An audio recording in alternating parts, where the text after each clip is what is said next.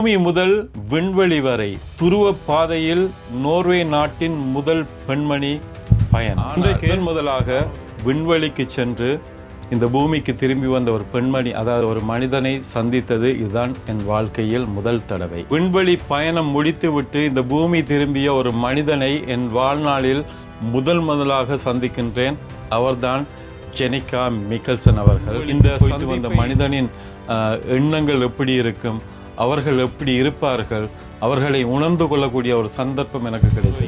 இந்த ஜெனிகா 2 என்ற விண்வெளி பயணத்திற்கு எப்படி அந்த பெயர் வந்ததென்றால், ஃப்ரம் என்ற ஒரு வார்த்தை, அதாவது நோர்வே நாட்டிலிருந்து புறப்பட்டு துருவ பகுதிகளை ஆராய்ச்சி செய்வதற்காக சென்ற ஒரு கப்பலின் பெயர் தான். கப்பலின் ஞாபகமாக இந்த விண்வெளி பயணத்திற்கு அந்த கப்பலின் பெயரை அதற்கு சூட்டுகின்றார். ஃப்ரம் 2 உலகின் சிறந்த ஒரு விடாமுயற்சியின் அடையாளமாக இந்த பெண்மணியை பார்க்கின்றேன். ஃப்ரம் 2 என்ற விண்வெளி பயணம் 2025 ஏப்ரல் மாதம் அன்று விண்வெளி பயணம் மேற்கொண்டு அந்த விண்வெளி பயணத்திற்கு இவரே தலைமையும் இந்த விண்வெளி பயணத்திற்காக 2026 ஆண்டு நோர்வே நாட்டின் நாடாளுமன்றத்தில் வைத்து இவர் கௌரவிக்கப்பட்டார். இந்த மாதிரி சந்தர்ப்பங்கள் யாருக்குமே கிடைக்காது. அதாவது இந்த உலகத்தை சுற்றி வருவதற்கு அது இயற்கையை அழைப்பு விடுத்தால் தான் ஒரு மனிதன் இந்த உலகத்தை சுற்றி வரும். ஆனால் பிரபஞ்சம் அழைப்பு விடுத்தால் தான் விண்வெளியை சுற்றுவதற்கு செல்ல முடியும். ஏனென்றால் உலகத்தில் உள்ள அனைத்து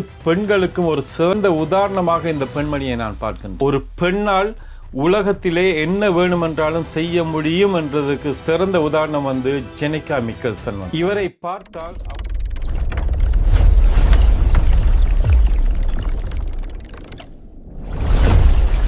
ஹாய், வணக்கம் எல்லோருக்கும். நான் சுரேஷ்குமார் உங்கள் அனைவரையும் வணங்குகின்றேன். எல்லோரும் சிறப்பாக இருக்கு. நான் ஒரு சிறந்த சூப்பர் ஹியூமன், அதாவது இந்த பிரபஞ்சத்தின் பேராற்றல் கொண்ட ஒரு வீராங்கனை, ஒரு பெண். அவங்களை பற்றி என்று கதைக்க போகின்றேன். அதாவது நோர்வே நாட்டிலிருந்து முதலாக விண்வெளிக்கு சென்ற ஒரு மனிதன், முதல் விண்வெளி வீராங்கனை. நோர்வே நாட்டிலிருந்து விண்வெளிக்கு சென்ற முதல் விண்வெளி வீராங்கனை ஜெனிகா மிக்கல்சன் அவர்கள். ஜெனிகா மிக்கல்சன் அவர்களை பற்றி என்று நான் உரையாட உள்ளேன். ஒரு சிறந்த பெண்மணி. அவரை நான் சந்தித்த போது அவருடைய பிரபஞ்சத்தின் அந்த பேராற்றலை நான் உணர்ந்து, அவங்களுடைய வைப்ரேஷனை என்னால் உணர முடியும். பிரபஞ்சத்துல இந்த மாதிரி சந்தர்ப்பங்கள் யாருக்குமே கிடைக்காது. அதாவது இந்த உலகத்தை சுற்றி வருவதற்கு அது இயற்கையை அழைப்பு விடுத்தால் தான் ஒரு மனிதன் இந்த உலகத்தை சுற்றி வரும். ஆனால் பிரபஞ்சம் அழைப்பு விடுத்தால் தான் விண்வெளியை சுற்றுவதற்கு செல்ல முடியும். நோர்வே நாட்டின் ஒரு சிறந்த பெண்மணியை எனக்கு சந்திக்க, அவர்களோடு உரையாடக்கூடிய ஒரு வாய்ப்பு கிடைத்தது. அப்படி ஒரு மனிதனை நான் வாழ்நாளில் சந்தித்தது குறைவு. இவர் விண்வெளி பயணத்தை மேற்கொண்டார்.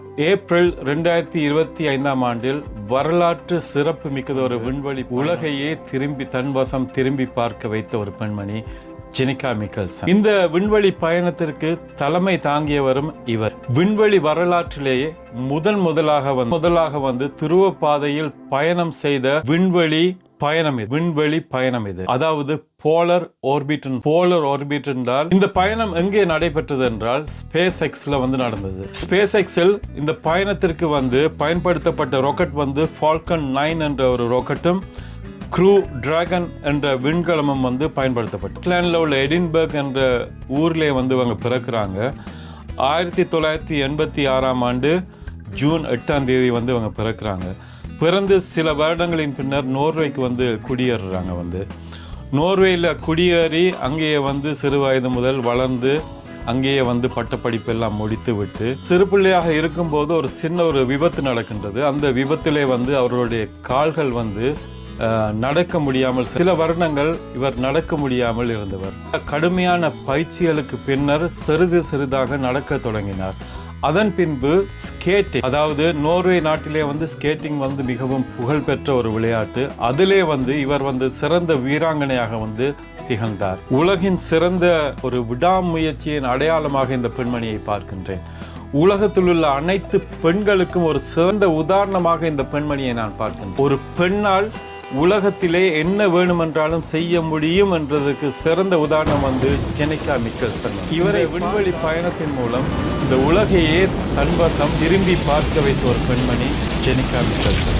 இவர் விண்வெளிக்கு செல்லும் முன்னர் சினிமா துறையிலே உலக சினிமா துறையிலே சிறந்த 3D ஒளிப்பதிவாளராக கடமை. 3D ஒளிப்பதிவாளர் மட்டுமல்ல, VR, அதாவது விர்ச்சுவல் ரியாலிட்டி, அதிலே சிறந்தவராக இவர் சிறந்த தொழில்நுட்ப அறிஞர். அது மட்டும் இயற்கை ஆர்வலர், ஒரு சிறந்த இசை கலைஞரும், சிறந்த இசைக்கலைஞர், சிறந்த இயற்கை ஆய்வாளர், சிறந்த 3D ஒளிப்பதிவாளர், சிறந்த VR. ஃப்ரம் 2 என்ற விண்வெளி பயணம் 2025 ஏப்ரல் மாதம் அன்று விண்வெளி பயணம் மேற்கொண்டு அந்த விண்வெளி பயணத்திற்கு இவரே தலைமையும் தான். இந்த விண்வெளி பயணத்திற்காக 2026ஆம் ஆண்டு நோர்வே நாட்டின் நாடாளுமன்றத்தில் வைத்து இவர் கௌரவிக்கப்பட்டார். இவருக்கு த ஓரட்ஸ் பீர் கிராண்ட் என்ற சிறந்த விருது வழங்கி கௌரவிக்கப்பட்டார். இந்த ஃப்ரம் 2 என்ற விண்வெளி பயணத்திற்கு எப்படி அந்த பெயர் வந்ததென்றால், ஃப்ரம் என்ற ஒரு வார்த்தை, அதாவது நோர்வே நாட்டிலிருந்து புறப்பட்டு துருவ பகுதிகளை ஆராய்ச்சி செய்வதற்காக சென்ற ஒரு கப்பலின் பெயர் தான். கப்பலின் ஞாபகமாக இந்த விண்வெளி பயணத்திற்கு அந்த கப்பலின் பெயரை அதற்கு சூட்டுகின்றார், ஃப்ரம் 2 என்று. அதாவது ஃப்ரம் 1 தண்ணீரிலே ஒரு பயணம், துருவ பிரதேசங்களை நோக்கி தண்ணீரிலே கப்பல் பயணம், அதிலே போய் ஆராய்ச்சி பண்ணுகின்றார்கள். நோர்வே நாட்டு கப்பல் அந்த துருவ பிரதேசங்களை போய் ஆராய்ச்சி செய்து விண்வெளி பயணத்திற்கான அனைத்து பயிற்சிகளும் ஸ்பேஸ் எக்ஸிலே நடைபெற்றது. ஸ்பேஸ் எக்ஸ் என்றால் உங்களுக்கு தெரியும், எலன் மாஸ்கின் ஸ்பேஸ் எக்ஸ், அங்கேதான் அனைத்து பயிற்சிகளும் நடைபெற்றது. ஃபால்கன் 9 என்ற ராக்கெட் இந்த விண்வெளி பயணத்திற்காக பயன்படுத்தப்பட்டது. க்ரூ டிராகன் என்ற விண்கலம் பயன்படுத்தப்பட்டது.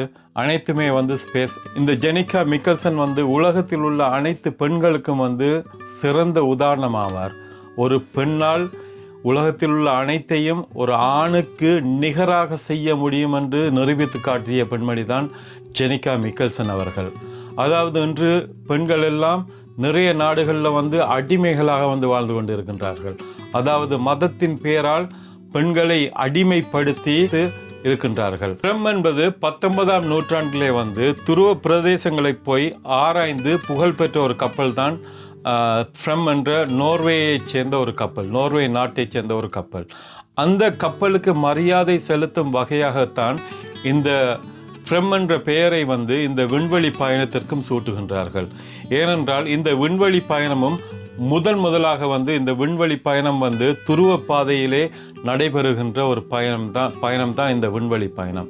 இந்த விண்வெளி பயணத்திற்கு ஜெனிகா மிக்கல்சன் அவர்கள் தலைமை தாங்கி வெற்றிகரமாக இந்த பயணத்தை முடித்து பூமி திரும்பினார். ஜெனிகா மிக்கல்சன் அவர்களை நான் போன மாதம் இங்கே நோர்வே நாட்டிலே சந்தித்து சில நிமிடங்கள் அவரோடு உரையாட கிடைத்தது.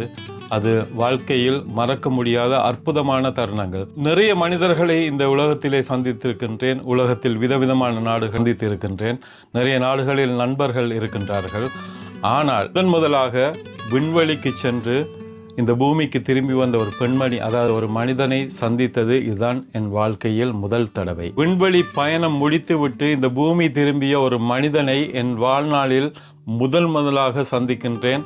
அவர்தான் ஜெனிகா மிக்கல்சன் அவர்கள். இந்த சந்திப்பை நடத்திய இயற்கைக்கு எனது நன்றிகளை தெரிவித்துக் கொள்கின்றேன்.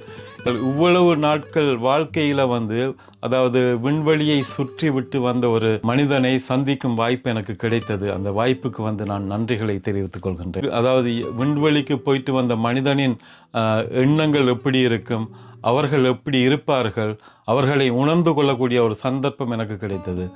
ஜெனிகா மிக்கல்சன் அவர்களுக்கு எனது நன்றிகளை கூறிக்கொண்டு இந்த காணொளியை முடித்துக் கொள்கின்றேன். இப்படி ஒரு சிறந்த பெண் வீராங்கனையை சந்தித்த கிடைத்த சந்தர்ப்பம், அந்த இயற்கையின் அருள் அனைத்துமே எனக்கு கிடைத்தது. அதனால் அந்த பெண்மணியை சந்தித்தேன், பேச கிடைத்தது, பழக கிடைத்தது. வாழ்நாளில் மறக்க முடியாத ஒரு நினைவலைகள். நன்றி, வணக்கம்.